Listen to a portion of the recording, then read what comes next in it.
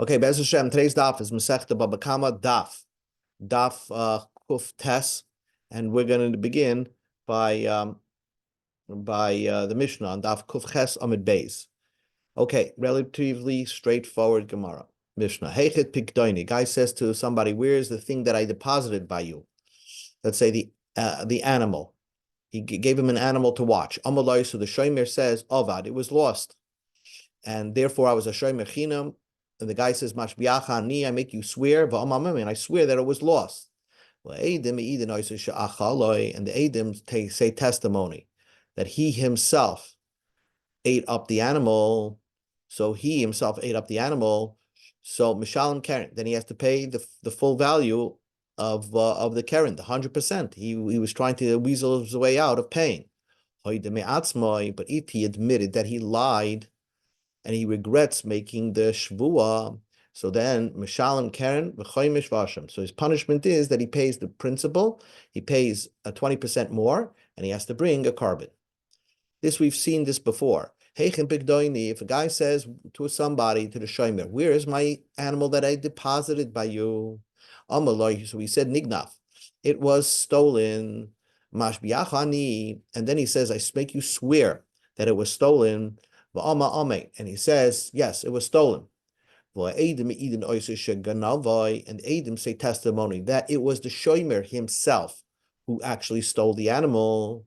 So then Mishalim Tashlumi Kefil. Then he pays Kefil, right? Because Kefil is Knas. But if he admitted that he lied under oath, so then he's not going to pay Kefil because Moide Beknas, if you agree, they don't penalize you. So Mishalim, you'll pay instead Karen, the principal. Choimish, you pay 20% more. V'asham, and you have to bring a carbon. Okay, this was pretty straightforward. Says the Mishnah, when on Kuf Ches Amid Beis at the bottom of the Mishnah. Hagoizel es aviv.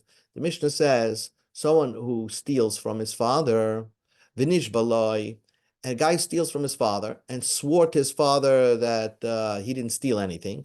Umeis, and his father died, and then after his father died, he admitted that he stole. So Hareza Mishalim Karen v'choimish. He pays the principal, and he has to pay 20% more. V'asham, and he has to bring a carbon. But who does he pay the Karen v'choimish? Well, since his father died, basically he's paying himself back. But once he was moide ba'atzmai, once he admitted guilt, right? So the din is he has to return the money to somebody. He has to return it. He can't just hold on to it, even though he's an inheritor. So he pays it levanov or le'echav. He pays it to the sons of his father, which is his brothers, or if he's the only son, then he gives it to the other inheritors of the father, such as his father's brother. So therefore, that's the big chiddush of the Mishnah. Even though he inherited his father, so the Karen he stole from his father, now he wants to pay his father back, and he has to pay a choimish. He has to actually return it. He can't hold on to it. He has to give it to another inheritor, and be meichel exactly on what was his. Let's say he doesn't want to forgive his share of the inheritance, or he needs the money. He doesn't have any money. So how does he bypass this loophole and that he doesn't lose this inheritance, this part of the inheritance? So loiva, he would borrow. Let's say he borrows the amount of money that he stole, right? And he pays back the other inheritors. The Bali Choiv take 1/3 of whatever the share is from the other inheritors, and from himself, he pays the inheritors. He pays the guy that loaned the money. So basically, you bring in a bank over here to act as a go-between, so that he will be able to keep at least the part of the inheritance of this Karen v'choimish that he's supposed to return to his father. Now, new Mishnah. Guy says to his son, he's angry at his son. I give you no permission. Whatever you're going to benefit from me is asr bahana. So immes, let's say the father dies, Yerishenu, the son could inherit his father, because only when his father's alive he's not permitted to have benefit from the assets. And when he dies, it's no more his father's assets. We go to the Testament out. Man says to his son, while I'm alive, and even after I die, all my assets are like a carbon to you. You cannot benefit from anything that I own. In Mace, if he dies, lo yirshena, he cannot inherit he can't benefit. Lo yirshena means he can't benefit from any of his father's assets. The Yachsid Levanav Elechav goes to the other inheritors, such as his brothers or his uncles. Vim ein loy. But if he has no food, what to eat, so he wants to benefit from his inheritors, from this inheritance, but his father made him usher like a carbon to benefit from his possessions. Loiva, he borrows money to pay back the other people. Ubachoy boim v'nefraim, and the Balchoiv comes back and takes back their share, and because the Balchoiv comes and acts as a go-between, so then he's not really benefiting from the inheritance. He's actually benefiting from the bank. The bank is actually acts as a go-between, and therefore he will be able to somehow bypass this neder that his father made, that he can't benefit from the assets. Zok Gemara. We go back to the Mishnah. Mishnah said that what? If you steal from your father and you owe your father money, and your father is not around, and there's inheritors, so you have to give the money to the inheritors. You can't just hold on to it. What happens if you can't find inheritors and you owe money to your father? Omar Rav Yosef explains, Afilu arnoki shel tzedakah. Then you give it to tzedakah. If you don't find any inheritors to your father, to who to return the items, that the amount that you stole, you give it to tzedakah and don't hold on to it. Amar Papa said, when you're putting it into the tzedakah, it shouldn't look like you're giving tzedakah. You have to say, I stole from my father, and I cannot find somebody who can inherit my father. And because I swore falsely, I'm obligated to return the amount of that I stole directly to my father's hands, but he's no more here. So therefore, you have to say, this is my father's theft amount that I stole from my father, and I'm giving it to tzedakah. Says the Gemara. The Gemara asks a question. Amai, why does he have to go and find and give it to the inheritors? Okay, the question is, you owe your father money, and you have to give it to the other brothers. So the Gemara says, Nimchale l'nafshe. Why can't you forgive yourself? In other words, why can't you say, oh, I don't owe myself? Since you're inheriting that money, you should be able to say, if everything belongs to you, right? Let's say you're the only son, and now you stole something from your father and he died, you have to return it. Why can't you say, I'm meichel myself and I want to hold on to the money? Didn't we learn that when you steal from somebody else, the Mishnah gives scenarios where a person, somebody else that you stole from, can forgive you from returning the principal, but not forgive you from returning the 20%. And so we see the concept in the Mishnah, Alma, so we see bar mechilihi, that it's possible to forgive a loan, possible to forgive something that somebody owes you money because he stole from you, you can forgive it. So if you owe yourself money because you stole effectively from yourself, why can't you forgive yourself? Because really you stole from your father, but your father's not here. So you're saying, I have to take the money and give it to somewhere else. Why do I have to give it to somewhere else? Why can't I just hold on to that money? We see that there's a concept when stealing, the nigzal can forgive. He could say, you don't have to return it. Rabbi Yochanan explained, like Kash, it's not difficult. Ha Rabbi Yossi Aglili, ha Rabbi Akiva. That one is going according to Rabbi Yossi Aglili, and one is going according to Rabbi Akiva. Tanya, we learned in the Brisa, if a person has no, the Brisa says that if a person you steal something from somebody and you swore falsely and you have nobody to return the principal to, the Torah tells us, give it to a kohen. Now, how is it possible? Is it possible to steal from another Jew and not have a way to return him back the money? Does he have no inheritors? Every Jew has an inheritor. Ella, it must be begezel hager akosim medaber. The Torah is talking about if you steal from a ger. And the ger who has no children really dies alone with no inheritors. So the Torah tells you if he dies, you have to give it to the kahanim. So the Brisa says, Hareisha gozel ger v'nishbaloi.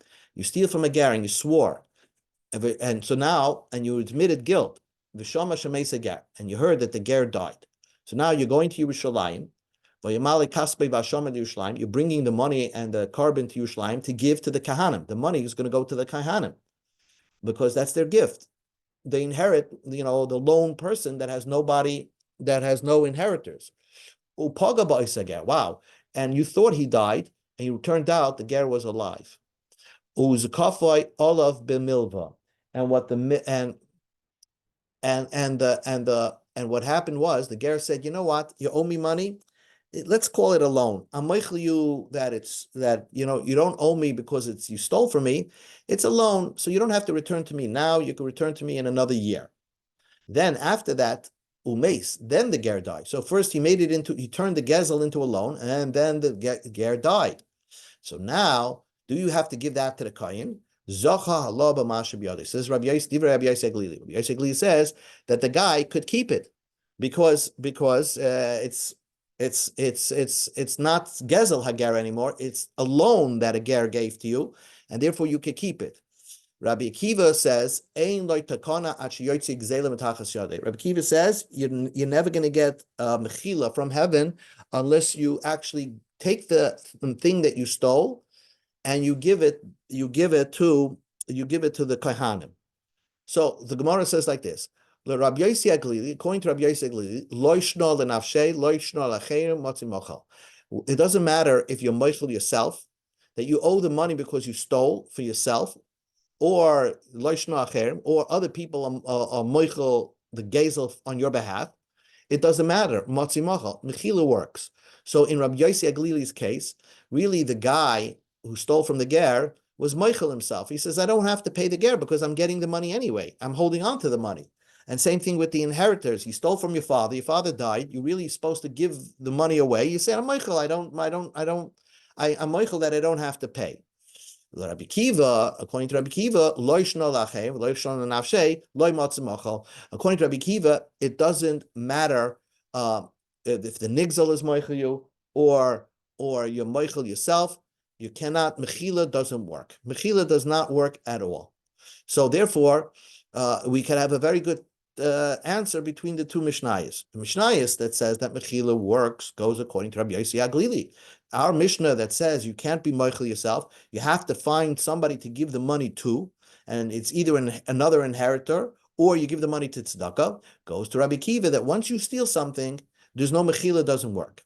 The Gemara just finishes off. Rabbi Yosef, according to Rabbi Yosef, you can be moichel yourself, even if the ger did not say, to the gazlan, make it a loan. Even if the ger said, you stole from me, because Rabbi Yosef Glili holds mechila always works. The reason why he said a case that the ger turned it into a loan, to tell you how strong Rabbi Akiva is on his position.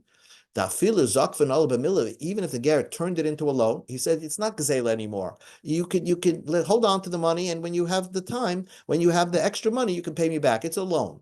Ain't like takana, it never loses its original name, which was gazela. So therefore, ain't like takana, you have no way to fix this until you get the gazela out of your possession. Maskif lo Rav Sheshes. Sheshes asked the question. So you're telling me that one Mishnah goes according to Rabbi Yosef Glili, where Mechila works, and our Mishnah goes according to Rabbi Akiva.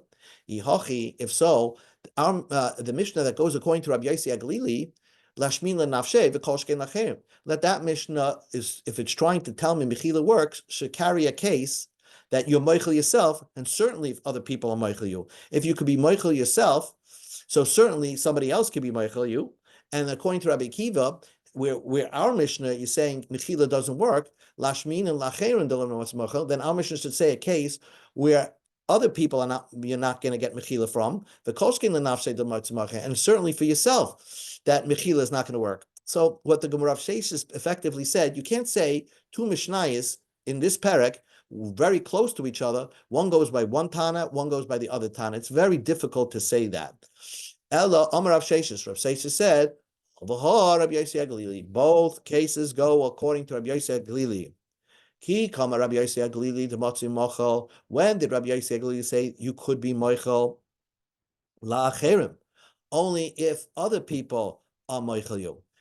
So Rabbi Yosef Aglili says mechila does work, and that's so both Mishnayos are Rabbi Yosef Aglili, and the Mishnah that says mechila works is only if you stole from somebody else, and that person is moichel you, then mechila works. Aval and avshei, but if you have to make a hashava because you stole from your father, but now the money really effectively belongs to yourself, you can't say, I'm moichel myself, I don't have to make a return.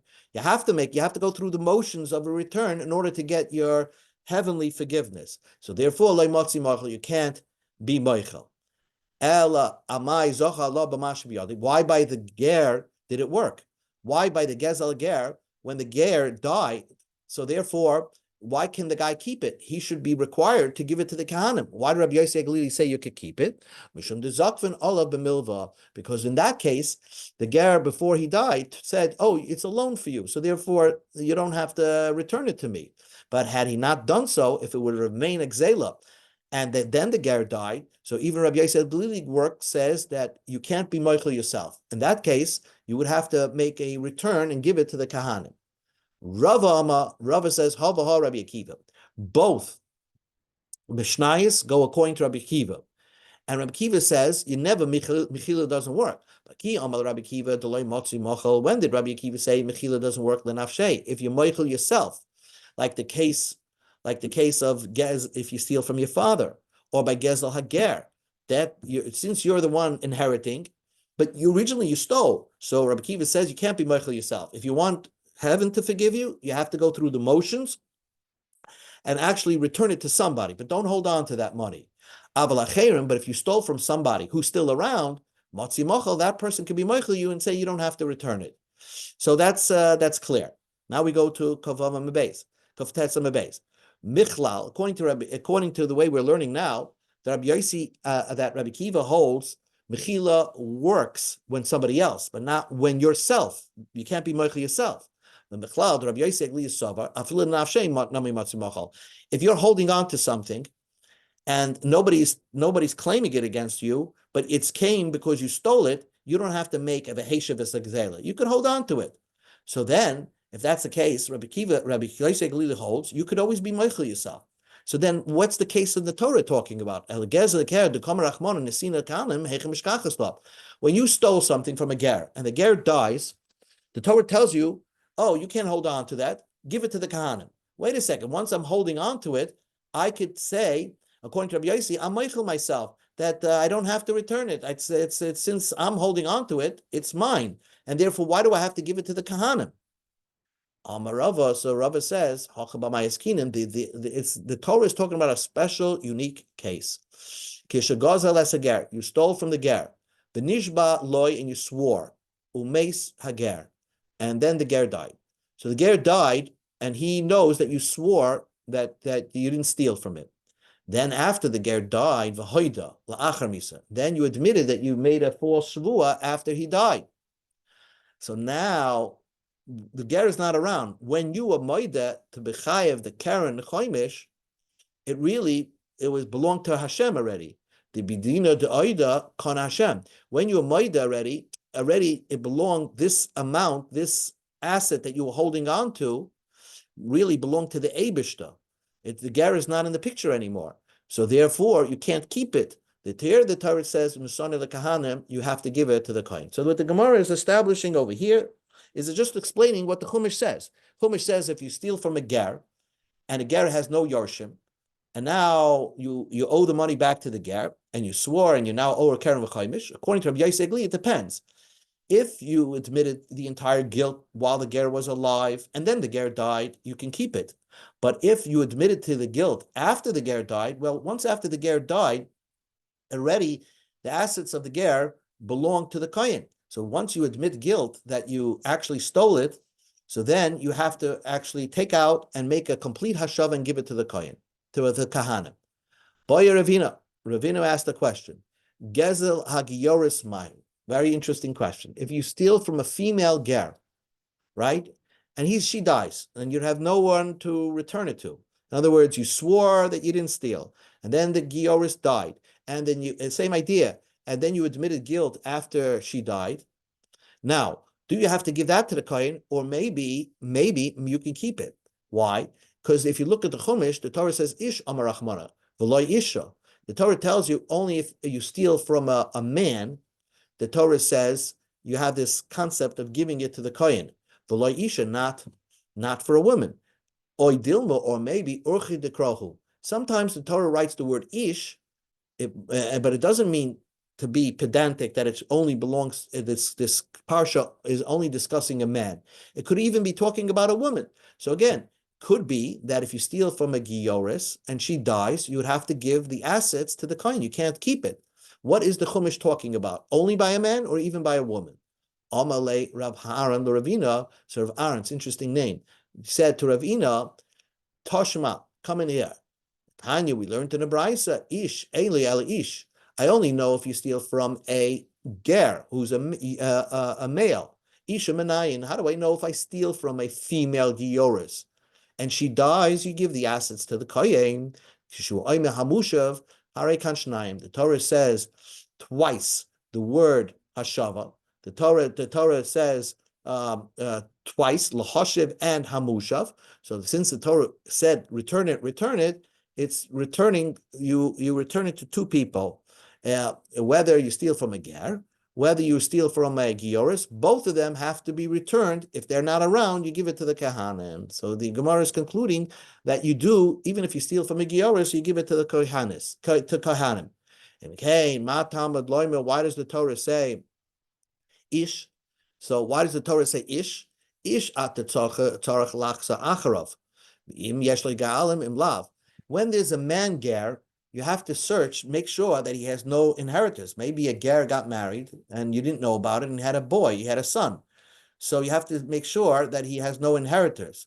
But katan, if you steal from a katan who somehow owns assets, right? And when he dies and he's a katan ger, you know for sure that he never had any children. Because a katan cannot have children. Because you must know a katan is not capable of having children. And here is the source. If you want to know a source in the Torah, how do you know that a boy under 9 years old has no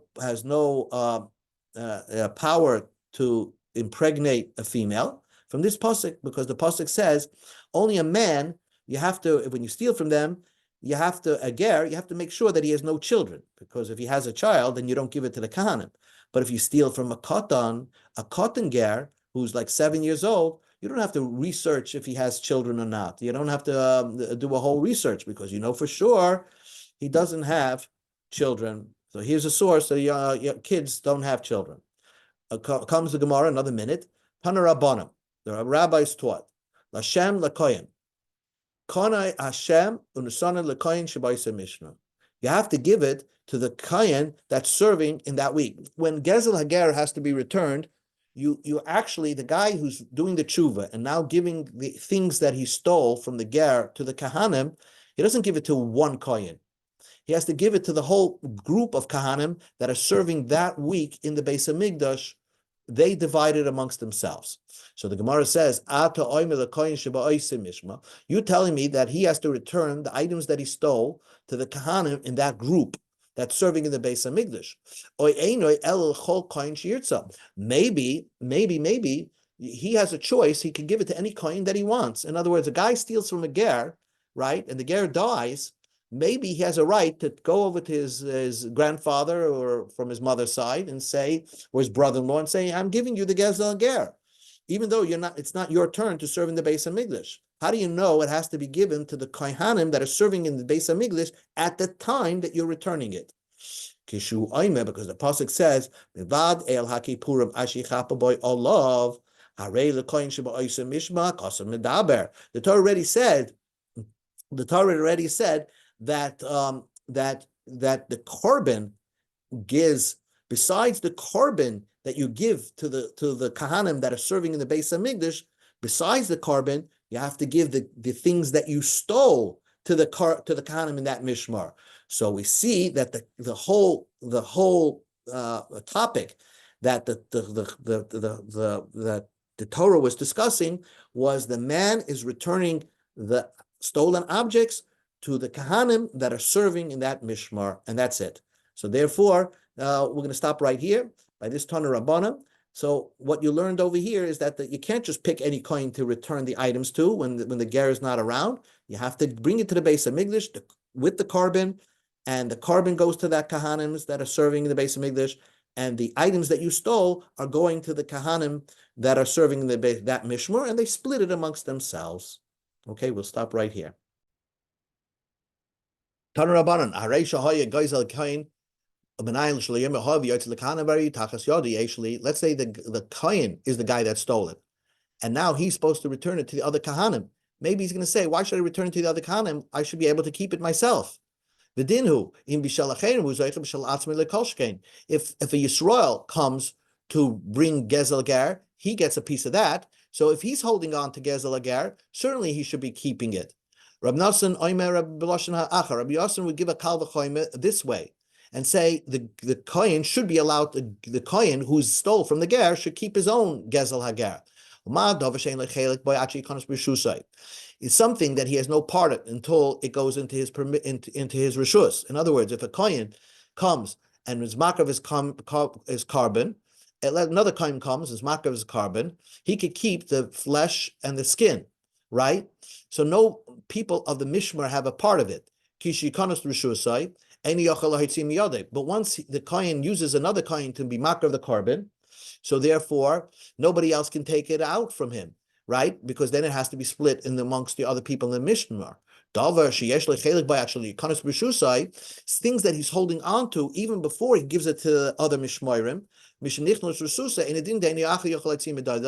Certainly that when it goes into the hands of the other people in the mishmar, they can't pull it away from him. So what basically Rav Nosson is basically saying the same idea, that maybe if the kohen himself is a gezel ger, and now he's obligated to return it to the other kahanim, maybe he could hold on to it. So the Gemara says, not true. Since he doesn't have a part in it, nobody else has a part in it. If somebody else of a coin is makar of a carbon, only that coin can keep the bus of a R. He himself can't keep the bus of a R because he has no part of it. But when you steal from a ger, even if you're holding on to it, you're right, you own part of that item that was stolen. But other kahanim in the mishmar own part of that gezel ger. So therefore, the answer is you